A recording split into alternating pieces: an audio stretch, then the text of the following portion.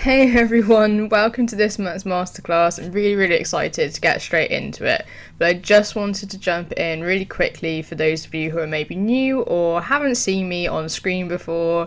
My name's Sarah, I'm the person behind everything that goes on at Creative and Coffee, and I'm really excited to share this masterclass with you today. So I'm just going to jump straight into the content. We're going to be talking about when to send your emails, what time of the day to send them, how to craft an email subject line, as well as loads of ideas for what type of content to send your email subscribers that's going to be really valuable for them, and also that's going to be really engaging and maybe even a little bit fun as well. So I don't want to delay anymore. This is me saying hello and we'll just jump straight into it.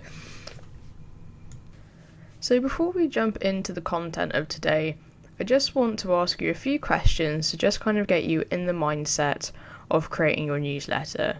So the first thing we need to establish is, why do you want to start a newsletter? If you're doing this just because everyone is telling you that having an email list is the thing to do, what I want you to do first is to really sit back and think to yourself about what your purpose is. Because if you don't have a purpose to your newsletters, you really will have no idea whether or not they're being successful, because you won't have anything to really measure your results by. So at the forefront of your newsletter, its purpose should be to provide value to your audience. It's there to create another element of your brand in which people can engage and benefit from you. So if you're really struggling to think of content or the direction of your email, always come back to this. Identify the goals and the reasons that mean the most to you, and keep these front and centre in your mind as you create your brand plan. I find when creating any kind of content actually that the best way to do so is to keep these three questions in mind. What problem does your ideal subscriber have? How can you help them solve that problem? And how can you provide value to your audience while you do so?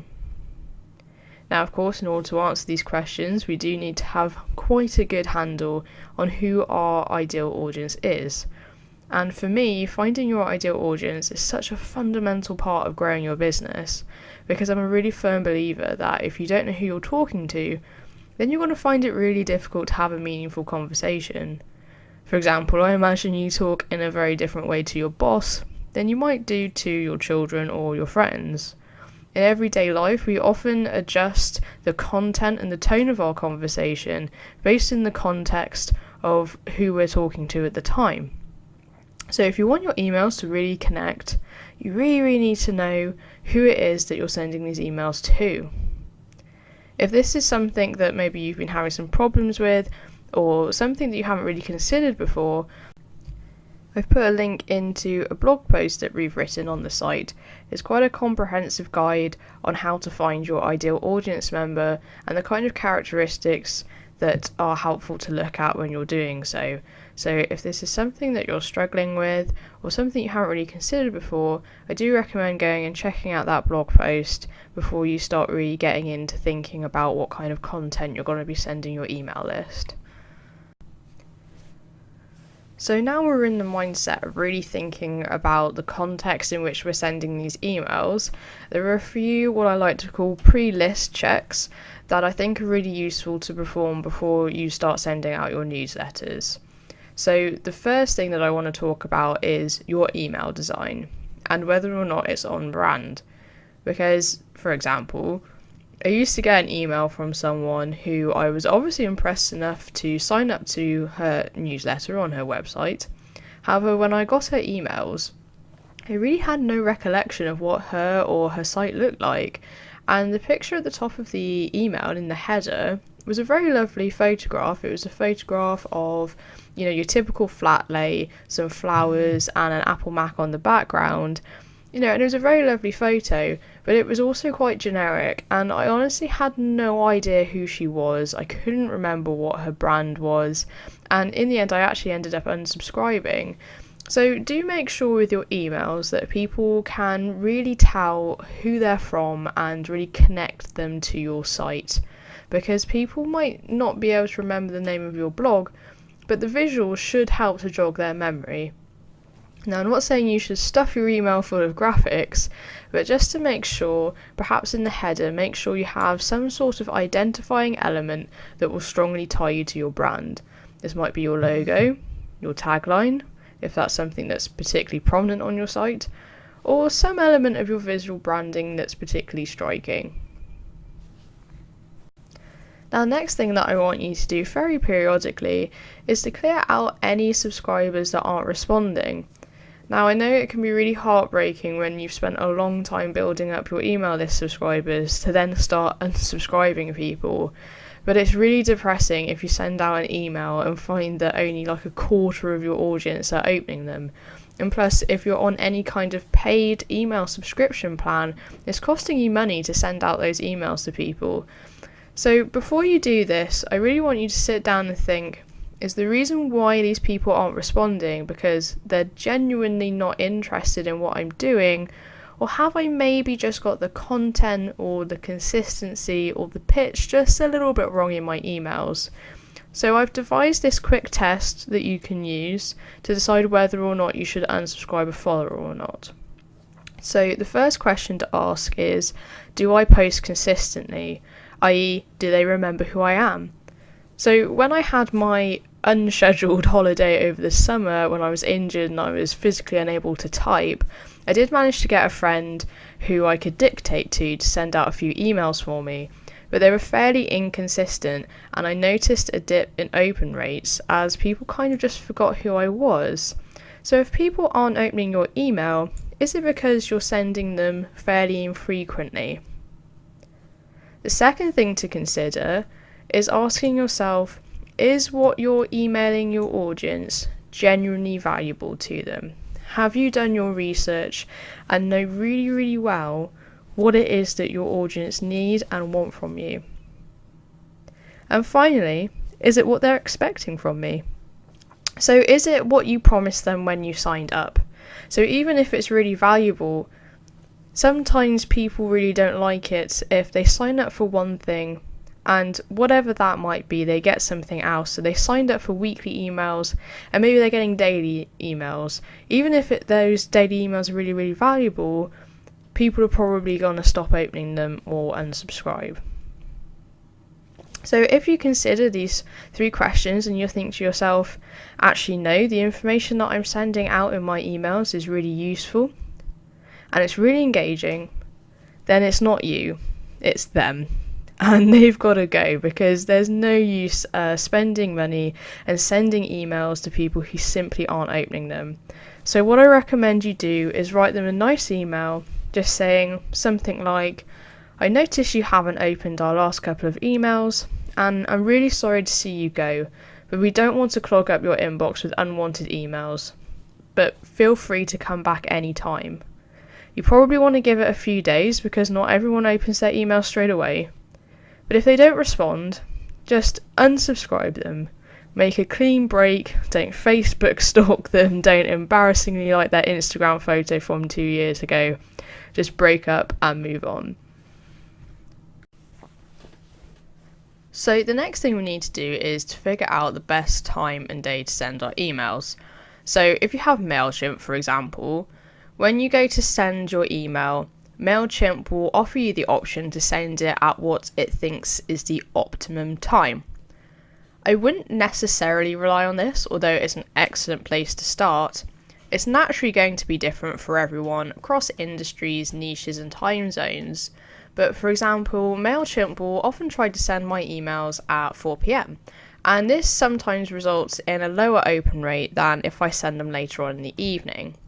Now, obviously, this is something that is going to require a lot of trial and error because there are many different factors as to why someone may or may not open an email, including the time, the day, the subject matter, and quite frankly, just some things that we can't control ourselves. So teasing out what is the culprit in terms of people not opening emails can sometimes be a little difficult. But what you can do is A/B test your times and your days. So this is a little bit difficult to do with a smaller list, but what I recommend is sending out the same email with the same subject line to different segments of your audience at different times and seeing which performs best. Now, when you're dividing up your email list, do try and keep each segment or group the same in terms of characteristics. So, for example, keep them all in the same time zone. And make sure to repeat this test as well once you've found the right time on different days, because, for example, you might find that Monday, just in general, is a terrible day for open rates. So undoubtedly, this is one of these things that is just different from business to business, so you do need to kind of test this out for yourself. There are some general advice out there. For example, most conventional wisdom will tell you that sending emails on a Monday is a terrible idea because people have to get through all the emails that have come in Friday after hours and through the weekend, plus they have a lot of tasks that they need to jump on for the week ahead. However, having said that, for my business, I found that Monday actually has a much better open rate for me than, say, Friday, which has an absolutely terrible open rate. So, what you need to consider is first start with who is your ideal audience. Think about the type of person who you are trying to get to open your emails. Do they have days where they are likely or less likely to be busy? When are they most likely to have time to sit down and buy something? And when will you get a better reaction from your audience, in the morning or the evening? For example, I personally am more likely to read an email that I get first thing in the morning or in the middle of the night, so it's there in my inbox first thing in the morning, because I read my emails over coffee when I get up. However, because my computer isn't switched on yet, as I'm still getting up, I would rarely actually buy anything in the morning because I don't have my credit card anywhere near me, and I hate typing my credit card details into my phone with my podgy fingers because it just doesn't work. And I'm much more likely, therefore, to buy in the evening when I've finished work, but I still have the computer on and I'm winding down for the day. However, other people might be totally exhausted by the end of the day, and not in a purchasing mood at all, more in a wine and Netflix sort of evening mood. But some people might be busy in the afternoon because they've got to pick up their children from school. Equally, other people might be checking their emails at that time because they're on the commute home via public transport. So this again, you can see, this is why it's so important to know your target audience and really get to know what their likely routines are going to be. And that will provide you with an excellent starting point from which you can begin to A/B test your sending times and days.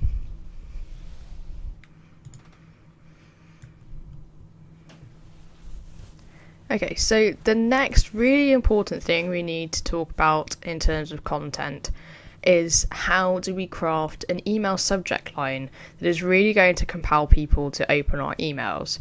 Because no matter what content we have in the emails, no matter how valuable or amazing it is, if people don't open it, then it's just wasted. So we're going to discuss fairly in depth how to write a really solid subject line to get people to open your emails. So what I do when I sit down to write my email subject lines is I actually just start with keywords. So I don't try and write out anything in the beginning. I literally just start with the keywords because people are busy creatures. So you really want to immediately make sure that you have something in your headline that people are looking for. So to do this, before I write a full headline, I write down the keywords that I want to include and convey to my audience. So think about this in the same way that you might select your keywords for blog post ranking in Google. You want to include the words that you think your audience really might be searching for. So in terms of the best subject line, if you've been with me from the beginning, you might have seen the ebook I created about getting more traffic to your site. And when I was doing research for this, I came across some data that BuzzSumo had put together, which proclaimed that out of all the content that they'd analysed, that infographics, followed by list posts, were the most shared content online. Now, infographics aren't so relevant for email subject lines, but list posts certainly are. So for subject lines, I think they're really great because you can tell exactly what to expect from the content of the email without necessarily giving away the exact topics covered, So it makes it much more compelling to open. So for example, if you were to write your subject line something like 5 easy to implement strategies to create super viral content on Pinterest, you've got your list element, so your 5 easy strategies, so people know it's not just one general description, there's going to be 5 specific things that they can implement. And then you've got your keywords that people are looking for, so viral content and Pinterest. So I think if you're struggling to think of how to put together an email subject line, if you phrase it in the form of like a list post, I think that's a great place to start. Another great way of phrasing it is to have what you might call a how-to headline. So I'm a big believer that the best way to communicate with your audience is by teaching and educating them. Not only is this really super valuable for them, but it also helps to show your audience that you really are an authority on the subject and that you're trustworthy and helpful. So how-to emails are always great. If you think about what is among the most searched for things on YouTube, for example, they are often how-to tutorials. But what I would recommend is making sure that you're ultra specific in your email subject line as to what you're covering in this how-to. So for example, when I brought my Yeti mic, which is what I'm using at the moment if you're interested, I just wanted to know how to connect my mic to my Canon DSLR camera. And all you need to do this is basically have a headphone jack cable that plugs in to the microphone, then plugs into the camera. So how long did that take to explain? Maybe 5 seconds? But when I typed this into Google, a YouTube video came up which had that exact title, how to plug your Yeti mic into your Canon DSLR. But the video was something like 3.5 minutes long. And I actually ended up having to scroll through to find out the specific information that I wanted.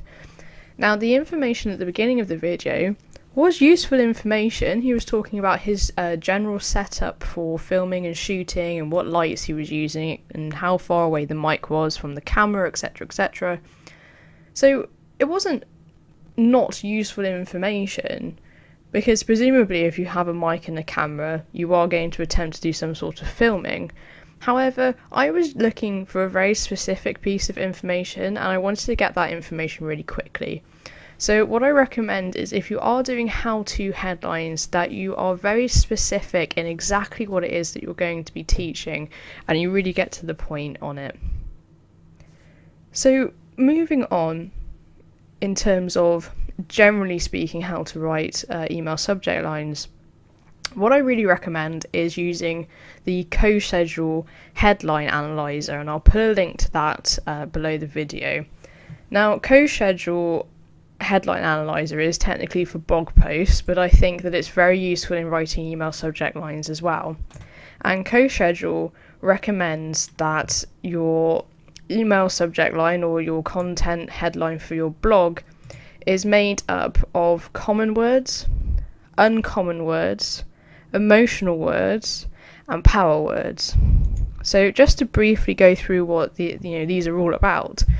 The common words, these are really just the words that are giving your headline context. So without the common words, it would just be full of your keywords, for example, and it would be gibberish.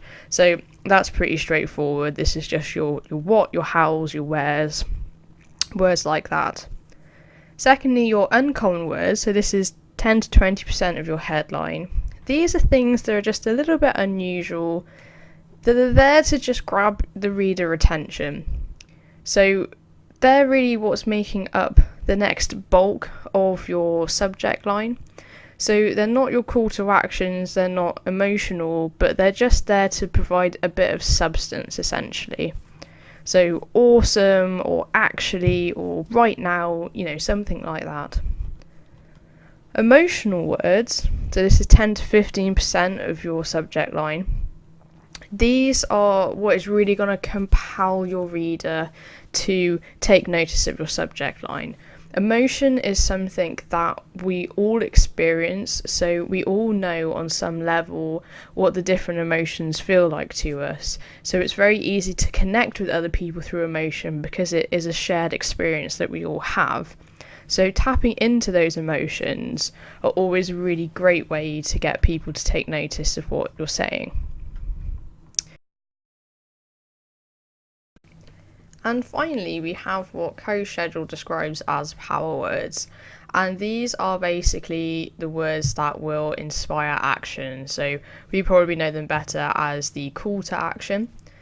So these aren't exactly emotional words, but they are a little bit more out of the ordinary. They're there to essentially ensure that once people's attention is being held by your emotional words and your uncommon words, the power words are there to make sure they do actually click through into your email. So this is either a one word or a phrase, so it's probably something that is really going to incite people into action. So something that you need to know, something that you've never seen before, something that will make you want to do X, Y, or Z. So it's just there as a call to action to really get people to click through.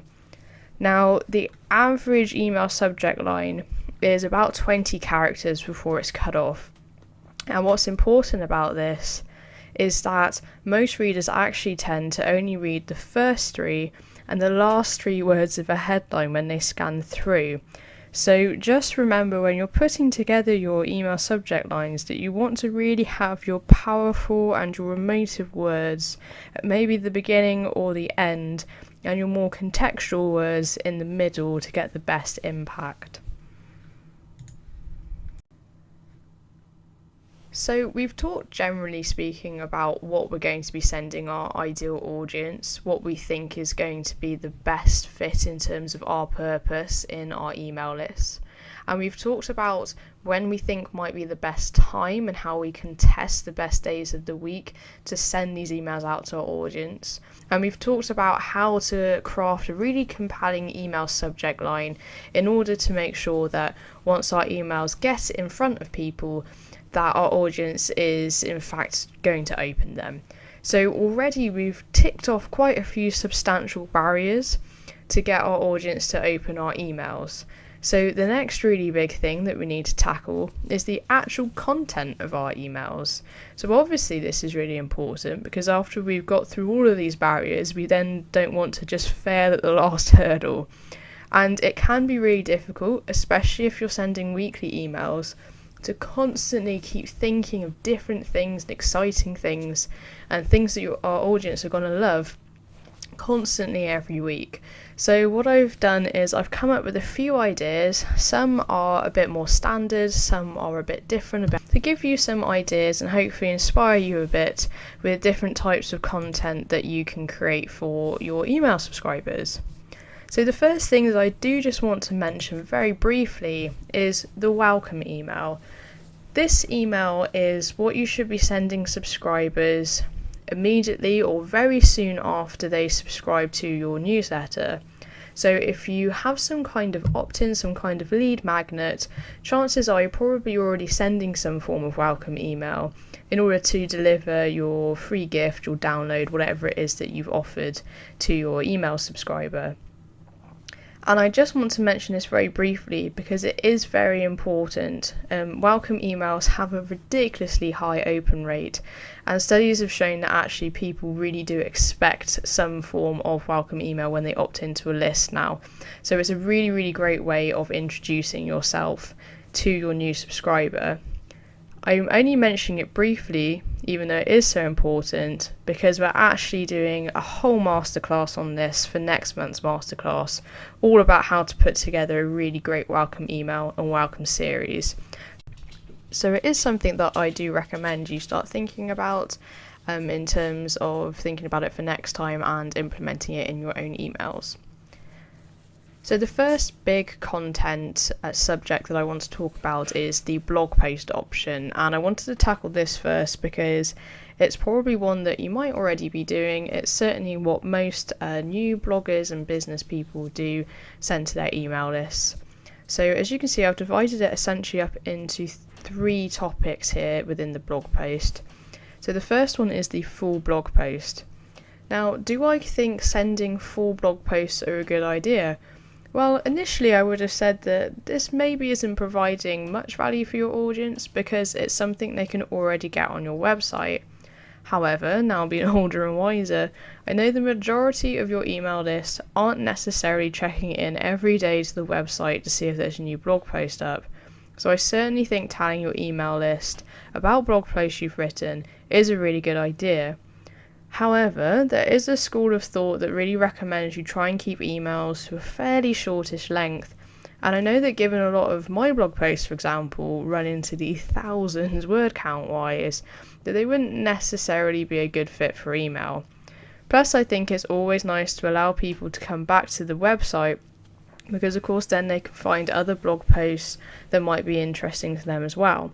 So personally, I think if you do want to include a blog post that is already on your blog, perhaps you don't have enough time to create something specifically, a better way of doing this is to essentially write an introduction to the topic, so some valuable information that's useful by itself but will be expanded on by your blog post.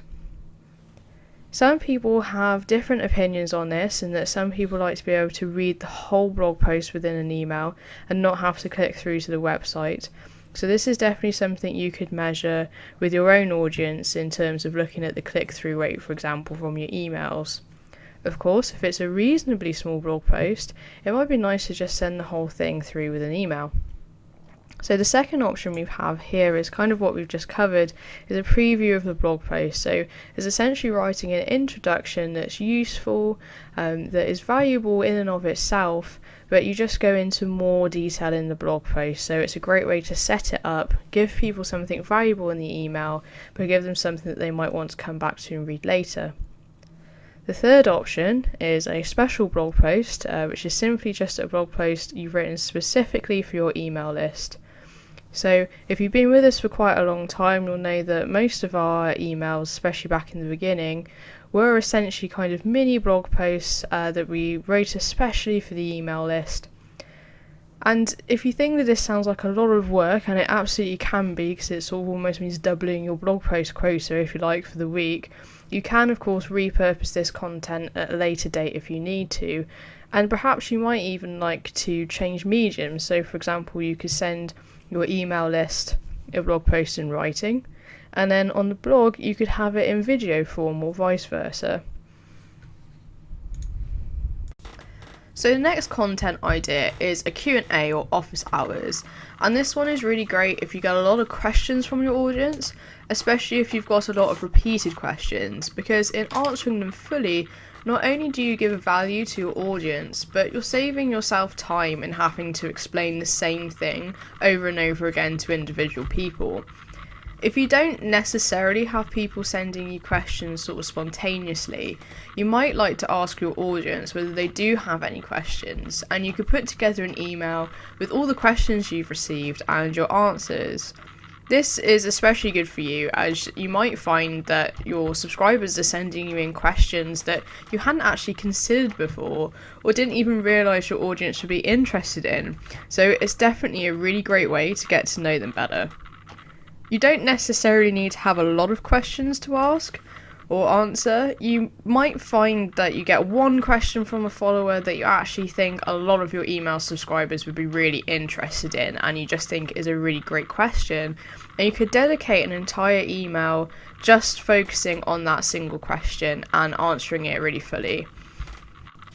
So next up is actually one of my favourite ideas on the list, but it's definitely one that's very time intensive, so you certainly probably wouldn't be doing this every week, and this is the magazine. So magazines do lend themselves to being printed or published monthly, quarterly, or even yearly, and this might be something that you could just include as like a little fun extra for your audience, say maybe every couple of months or even just annually. And you could have some of your favourite posts or popular content from throughout the year, and you could include your audience as well by asking if they'd like to be featured. Perhaps you could interview them, or you could even let them guest post in the publication. If you wanted to take it a step further, you could even open up a limited amount of advertising space within the magazine, and you could use it, as a small side income as well, if you wanted to go that far. As I said, this is obviously quite time intensive, so it's definitely not for everyone, but it's just kind of a little fun idea that maybe you hadn't thought of that I bet your subscribers would absolutely love. So next up is probably one of the most popular right now options, which is webinars and video trainings. So I know that the word video and webinar sends panic and terror into a lot of people, and I totally get that. It is super daunting when you first start out, but it does absolutely get easier, and video is king right now. So 65% of online marketers are planning to increase their budget for videos according to HubSpot for next year, and it's definitely an indication of the way that the industry is going. I think it's probably accurate to say that video is no longer up and coming, it's actually just here now. So a large part of why video is so great is that it's really about trust. You're much more likely to trust someone whose face you've seen than some faceless internet entity. So whilst you can certainly get a lot of your message and your personality through writing your emails and through your content, I think the quickest way to give people a real sense of who you are is definitely by video. And this is the reason why conversion rates for websites with video is 4.8%. versus the average conversion rate, which is something like 2.9%. So it's giving your audience super value. So I hope, for example, you find these video trainings are giving you lots of different strategies about how to build and operate your email list. And people just love video. There have been loads of studies on it recently. I won't bore you with all the statistics, but in terms of learning, people are definitely leaning more towards wanting video in order to consume content that way, as opposed to writing. I think there's still definitely room, absolutely, for ebooks and for blog posts in the long-term writing, but video is definitely something that if you're not doing, I really, really recommend considering. I won't go too much into the technical side of how to do this at the moment, because it's something we're going to cover in a lot of depth in January when we do our list building challenge. There are going to be dedicated lessons on it. So I do want to just go through basically all the content ideas today so we can get some inspiration going. But don't worry if you think I just can't do video, the technical side is just too complicated. We will be going through how to set all that up for you as well. So the next email idea is a really great one if you're looking to build engagement within your community, as well as just doing something really fun together actually. A challenge in essence is choosing a specific goal or outcome to work towards, creating set steps that need to be completed to achieve this goal, and then putting together some form of community or support system to help people complete these steps. So, for example, in September, we held an Instagram challenge.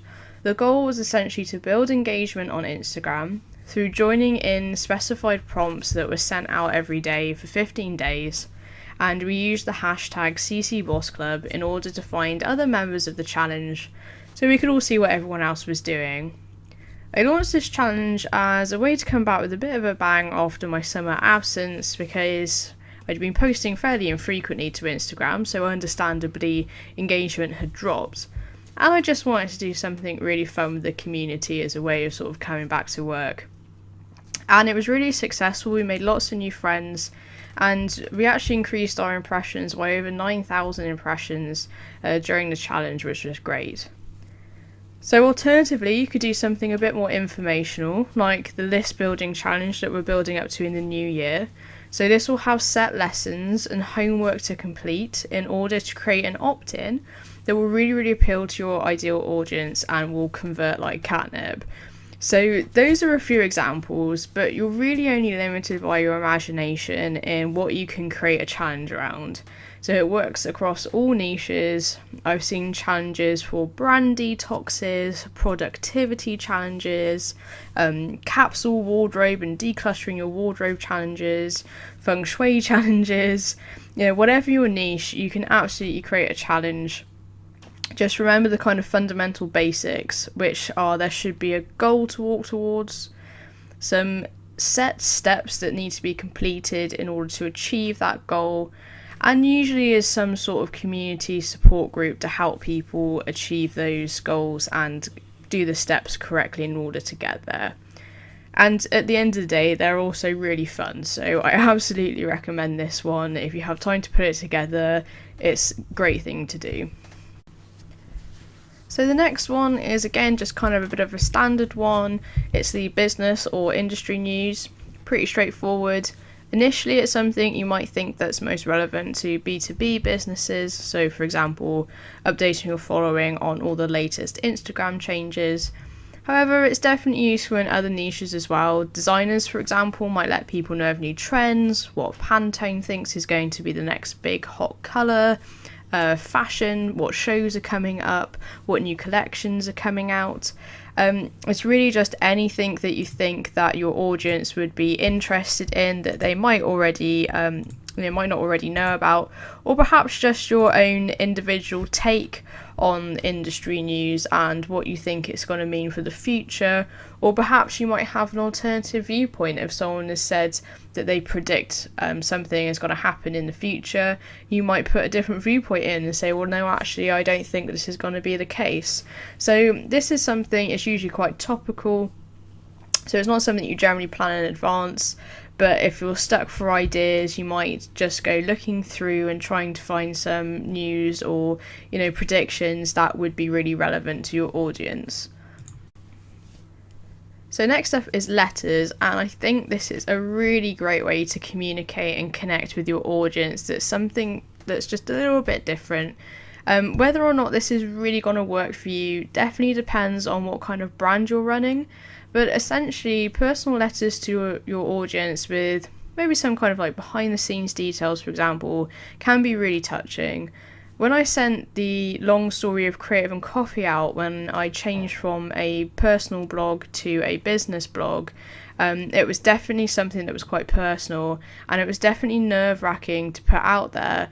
But I got such a wonderful response, and I know as a former lawyer that being professional in everything I did was always absolutely top priority for me. So I know it can really feel very wrong to talk sort of more candidly with your followers. And whilst of course I wouldn't recommend being unprofessional, I do think that using your own voice, you can definitely use that as an asset in your business as well. So if that's something that you're comfortable with and something that you think is appropriate for your brand, like for example if you are in the legal profession, probably not so much, but it doesn't necessarily have to come across as unprofessional or sloppy, but just maybe a little bit more candid, a little bit more honest than perhaps you would imagine the standard email to be. And I think that's a really great way actually of building trust, but also building connections with your audience. So you might want to think about maybe occasionally sending out a letter just to give a bit of a personal update about what's going on with you in the business, so far as it's relevant to what you're doing. So kind of along the same lines, something else you might consider is behind the scenes. So your letter, as we talked about, may contain some kind of things that are going on behind the scenes that you wouldn't necessarily publish to your audience in general on your blog. But behind the scenes could also be more factual or instructional version of the letter. So to give you an example, when I started out, I was selling art prints, and every so often I would create a limited edition print run. And so the idea was, with an email sequence, the first email I could send out would be maybe a sketch of what it might look like and let people know what I was doing. And then the next would be the almost finished or finished piece with the number I was printing, so say 20 limited edition prints. And then the next email would be me taking to the printers, or maybe looking at the paper it would be printed on, or the machines that would be doing the work, maybe introduce some people from the printing company and what they were kind of all about, and then say, now there are only maybe 10 limited edition prints left, and keep a running total as the emails went on. So for those people who just weren't interested in buying that print, it was still interesting to watch the process, and they would still want to open the emails because they want to follow along with the story. And for those who had ordered the limited edition print, it's really, really nice for them because they could watch the journey of the print from like conception to all the way into the shipping and to arriving at their door. So I think anything that you can do that shows maybe your processes, Maybe it's something that you do every day, so your daily routine, or maybe it's something like a limited edition print run that is a little bit more unusual, or a new project that you're working on. I think people really love to see what's going on with businesses, so I think behind the scenes is a great way of, making that connection and saying, hey, look, these are the faces, these are the people behind the business, and this is what we're doing right now. And I think it's a great way to both connect to your audience and give them a bit of an educational or factual instructional video, or if it's text-based lesson in what you do in your process. So I think behind the scenes is definitely a great way of connecting with your audience as well. So the next couple of ideas are just ones that I've sort of thought of that are maybe a little bit more out the box, maybe a bit more interesting. And the first one is the real world. And what I mean by this is basically ways that you can tie in other things from the real world that people know, but may be surprised to associate with your brand. So, for example, I've seen a few pins on Pinterest recently, and there's something like how to run your business like Beyonce, or what we can learn from Anthropologie's product listings. And I think this is a really great way of phrasing things, because people will immediately recognise and connect with those names. So, Beyonce and Anthropologie. Now, obviously, you want to incorporate your audience into this, so you'll be looking for products or people or shows that are going to resonate with your audience, so something that they would be interested in. And you can use these to, when they're scrolling through Pinterest, or in terms of emails, going through their inbox, they might be surprised to see those people or those words or those shows, coming up in an email subject line. So it's immediately going to catch their attention and, their curiosity. They're going to think, well, what has Beyonce got to do with running my business, and they'll probably want to click through. So I think it's a really great way of just doing something a little bit more interesting, a little bit more different. So, for example, I've just written a blog post which I'm proofing at the moment, which is what small businesses can learn from the HBO show Westworld. And it was a really fun post for me to write, because I'm a massive fan of Westworld, and I'm really looking forward to the series finale that's coming up at the end of the week. But as I was watching it, obviously I'm totally incapable of actually turning my business brain off, and I was thinking, actually there are quite a lot of things that small businesses can learn from this. And I think it's just a really fun way of doing things a little bit differently, breaking up the kind of normal, general posts that you might put out, and it will really capture people's attention. It's probably not something that you want to be doing all the time, because it might get a bit gimmicky, but I think every once in a while it's just fun to throw something a little bit different out there. So this next option involves a little bit of storytelling, and people love a good story. So this is showcasing basically how you went from point A to point B. And it's really useful because it gives people, hope that they can do the same if that's something that they're struggling with. And indeed, it will help show them that you're the person to help get them there, because, you've already done it. And so I think it's really great to showcase, point A, essentially where you started in something, and to give that comparison to point B. And the worse your point A is, although it might be initially a bit embarrassing to share, for example, the first ever version of your website. Thankfully, I know mine is lost to the sands of time, but it will really show the difference from how you went from, when you started out to what you're doing now. So you can really do this with any niche and any, element of your business, perhaps like the first product you ever made and all the things that you've done since in order to improve that product, which is a really great way of, showcasing all of its new features and what they're supposed to do and how people can use them.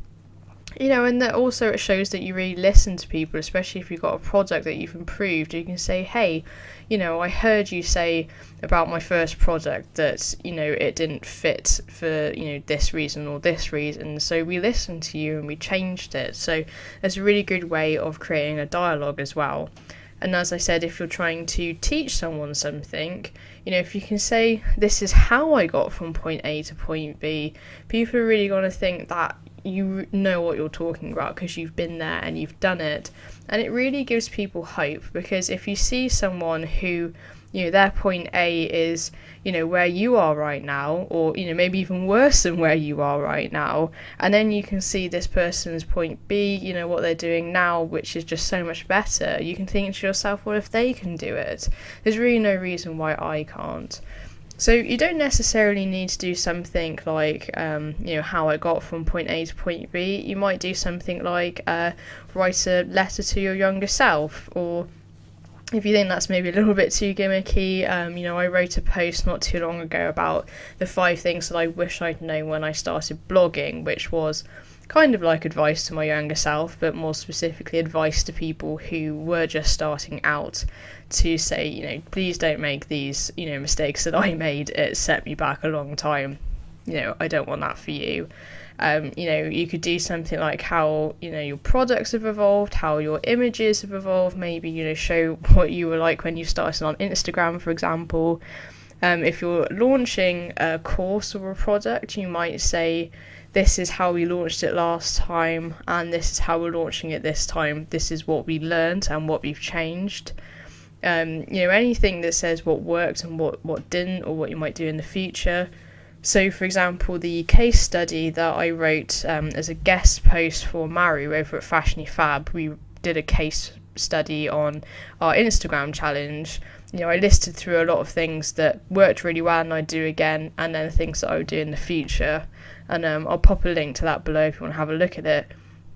But basically just tell them what's changed and tell them a story, make it really interactive, and just show how you went from this terrible version, or not so perfect version at point A, to what you're doing today. And I think that's really, really useful, not only as an instructional and educational thing, but as an inspirational thing for your audience as well, which is really great.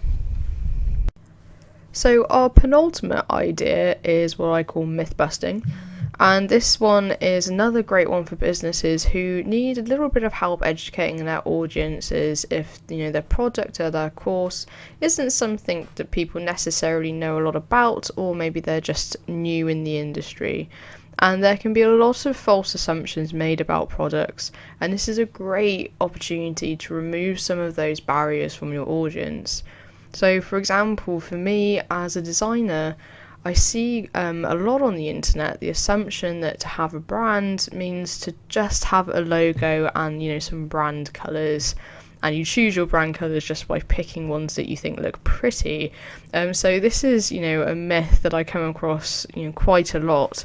So for a fashion brand, for example, it might be something like a certain item of clothing can only be worn one way. So, or in a certain season.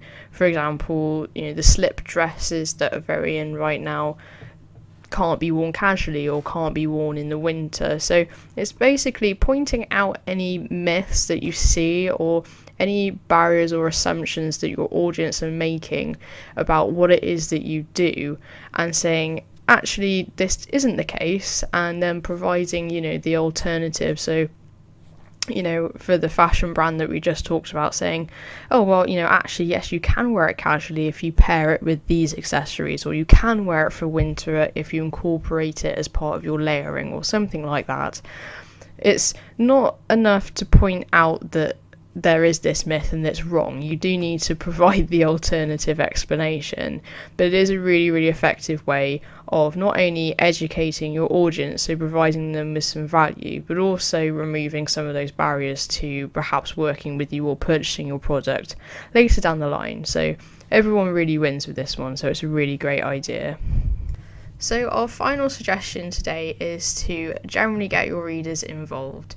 So whilst creating some sort of challenge is probably the best way of getting readers involved, it is really quite time intensive in terms of creating, promoting and running the challenge. So involving your community and increasing engagement is a really fundamental part of business.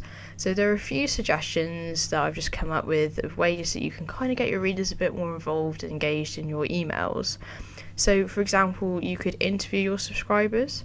So for me, I might interview someone about how they run their business, how they balance their, home work life.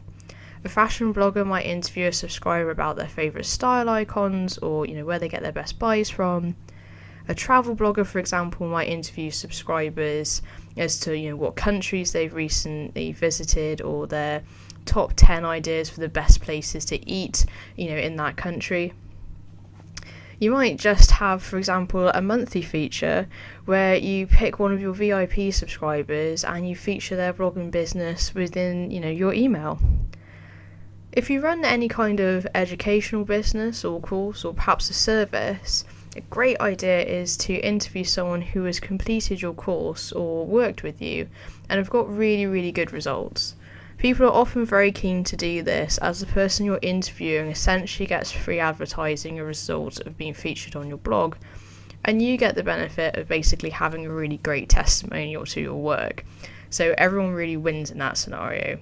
But I think it's really great to kind of do these things and interact with members of your community, because whilst you're only essentially perhaps interacting with one member at a time, by interviewing them, by sending the email around featuring the interview, it's kind of reminding people that there are people in the community and that they can get in contact with them, and it is a big group that, is engaged and there's lots going on. And people are doing lots of different and interesting things, which is going to be very valuable for your subscribers to hear about and just generally interesting for them. And it reminds you to reach out and, really talk to your audience as well, especially if you do these things as maybe like a regular feature. So I think this is a great place to bring the masterclass to an end. I hope you found some ideas that are useful or perhaps got some inspiration as to what you might like to send your list. Today we've covered how to work out the best time to send your emails, how to put together a really compelling email subject line, and just a few ideas of some different ways that you might like to communicate and engage with your email list. In next month's masterclass, our final masterclass before the list building challenge starts in January, we'll be talking specifically about how to create the best welcome emails and welcome series for new subscribers.